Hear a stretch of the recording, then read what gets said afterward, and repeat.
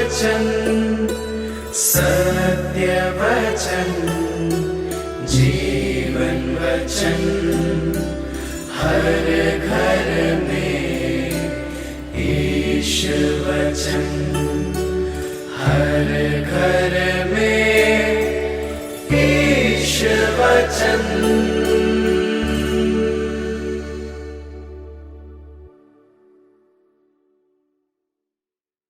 प्रभु आप लोगों के साथ हो और आपकी आत्मा के साथ।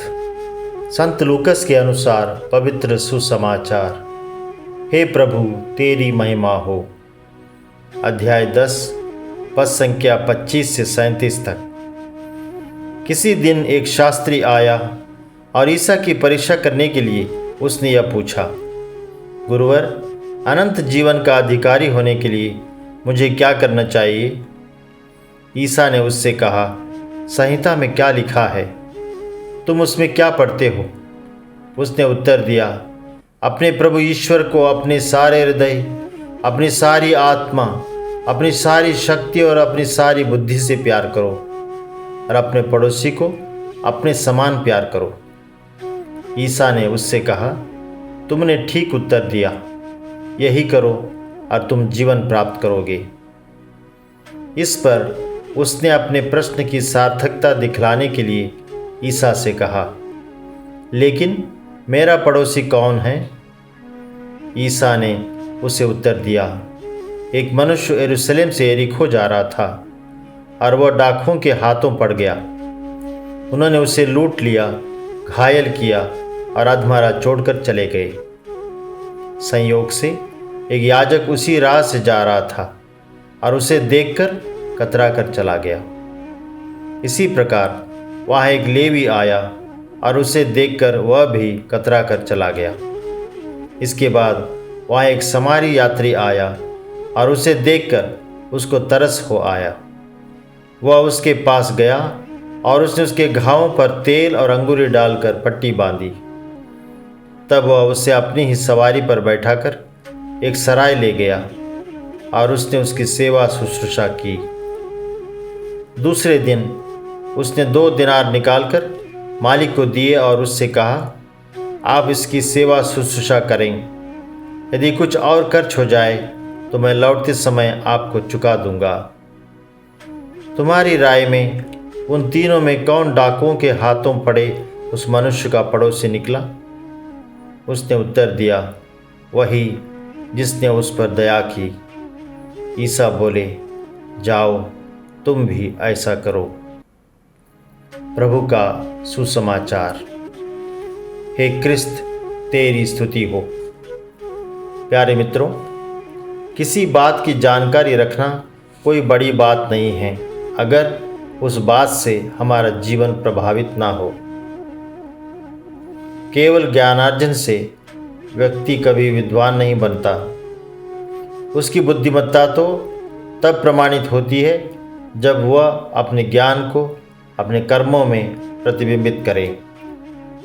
आज के सुसमाचार में जिस शास्त्री ने प्रभु से प्रश्न पूछा, उसकी बातों से यह प्रतीत होता है कि उसे आज्ञाओं का पूरा ज्ञान था, परंतु उन आज्ञाओं के जानने से भी उसके जीवन में कोई बदलाव नहीं आया था।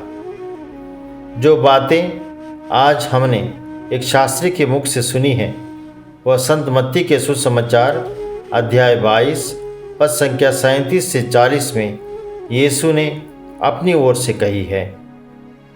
संत मत्ती के सुसमाचार में शास्त्री का प्रश्न सबसे बड़ी आज्ञा जानने की उत्सुकता से उठी थी, और आज के सुसमाचार में शास्त्री के प्रश्न की गंभीरता कहीं उससे बढ़कर है, क्योंकि उसने अनंत जीवन का अधिकारी होने के लिए यह प्रश्न उठाया। हम में से कई लोग एक अच्छे क्रिस्तीय होने का दावा करते हैं और गर्व का अनुभव करते हैं, लेकिन कितने लोग जानते हैं कि सच्चे क्रिस्तीय होने का अर्थ क्या है? हम लोग अच्छे या सच्चे क्रिस्तीय साबित करने के लिए गिरजा जाते हैं, बाइबल पाठ करते हैं या 10 नियमों का पालन करते हैं। अतः शास्त्रियों के साथ हम लोगों को भी प्रभु यीशु से निवेदन करना चाहिए कि वे हमारे धर्म की सबसे बड़ी आज्ञा पर प्रकाश डालें। हमारे प्रश्न का उत्तर भी वही होगा जिसे उन्होंने उन शास्त्रियों को दिया था। क्रिस्तीय धर्म प्रेम और शांति का धर्म है, जिसे नाज़रेत के यीशु ने हमारे लिए प्रस्तुत एवं प्रचार किया। प्रभु की शिक्षा का सार है, अपने सारे हृदय से, अपनी सारी आत्मा से, अपने सारे मन से ईश्वर को प्यार करो और अपने पड़ोसी को अपने समान प्यार करो। क्रिस्तीय होने का मतलब है कि हम अपने व्यवहार में अपने पड़ोसी को अपने समान प्यार करें। हमें एक ही समय में ईश्वर या मनुष्य को प्यार करना है और उसी के द्वारा हमें जीवन प्राप्त होगा। इसके बाद अपने प्रश्न की सार्थकता दिखलाने के लिए वह शास्त्री ईसा से कहता है, लेकिन मेरा पड़ोसी कौन है? इस पर यीशु उसे कहानी के द्वारा समझाते हैं कि हमारा पड़ोसी कौन है जिसे हमें प्यार करना चाहिए। प्रभु के लिए पड़ोसी प्रेम ईश्वरीय प्रेम के तुल्य है। पड़ोसी प्रेम पर जोर देने का कारण यह है कि हम एक ही सृष्टिकर्ता पिता के संतान हैं और उसमें विश्वास करते हैं। मनुष्य ईश्वर का प्रतिरूप है और ईश्वर को हम मनुष्यों में ही देखते एवं जानते हैं। इसलिए ईश्वर को प्यार करने का एकमात्र उपाय है कि हम मनुष्यों को प्यार करें।